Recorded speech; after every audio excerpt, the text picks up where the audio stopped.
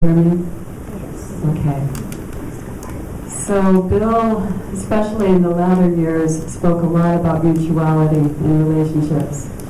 And he had this lovely concept where in a relationship, all the parties in that relationship really co-created this thing in the middle that was the relationship.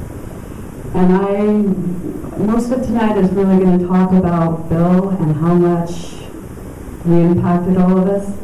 And I can say that I met him in 1998, which is a long time ago, and he's impacted me. And I was with Justine and with Mari in that first training in the Bay Area.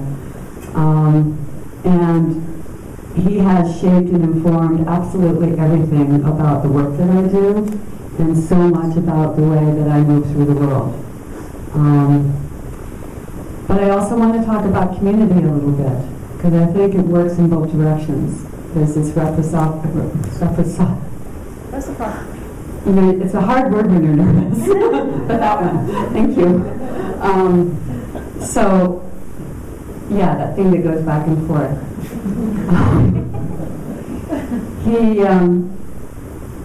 I think as much, or to a large extent, all of us, everybody in this room, really impacted Bill and his life, his teaching, the way he thought about the work.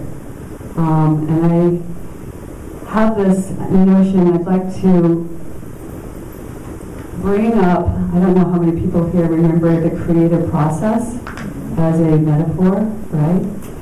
So thinking about the creative process as a metaphor for our relationship and our connection with Bill and how it does work in this reciprocal way. Got that right? Thank you. So just his words are beautiful. I looked at the manual again and they just touched me so much. It was just like, it was perfect. So he likened the creative process to a garden. Where there are seasons. And in his words, there are seasons of blossoming, growing, harvesting, and rest. And every one of us in this room sort of embarked on his journey at a different place in a different season. Some in the beginning, some in the middle, some in the end. And as in Buddhism they say, it was good in the beginning, it was good in the middle, it was good in the end. It's true here too. So his words, he said specifically about the last season of winter, about rest. Of these seasons, it is often rest that is in most need of resourcing.